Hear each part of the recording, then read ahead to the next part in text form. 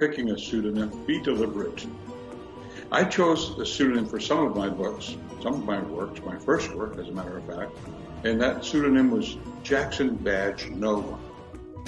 Not only do you need your own private space to write and think and rewrite and rethink, but you need to be careful with whom you share your writing. It is a private affair because writing is between you and your editor. Limiting themselves, I think, unnecessarily by not studying the people, the mentors, in a way, or paradigms that they'd like to be following. So read, and I guess read those things that you're interested in writing about. We really wanted to leverage our knowledge by spreading it into the community. So that's what we did. And there's several projects and activities, and I think our biggest ones Larry will tell you about. I said, but if that's not what your intent was, then maybe you should scale that back because it's just too much information.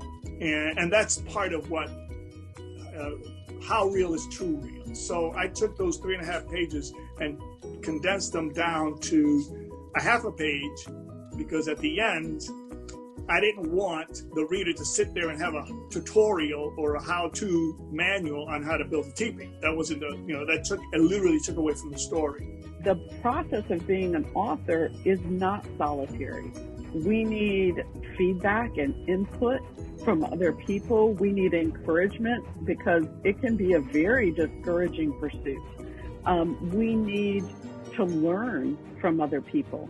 I had a short story that I published last year. It's called A Quest for Love, which started out as a love story, but then it evolved pretty quickly into a paranormal love story, which I thought would give it an interesting twist. And we're going to look at like 4 little tips or hints that I used in writing that story. My education was strongly in the sciences, and I did have English composition, and I did take a creative writing course, but I needed a whole lot more. And the whole process is, in essence, the lesson is that you're never too old to learn. That we had an opportunity to spread our message through schools and to help schools in terms of helping teachers, families, and children to understand ADHD, or more broadly, any barriers to academic success, which could be behavioral, or it could be some sort of learning aberration or disorder.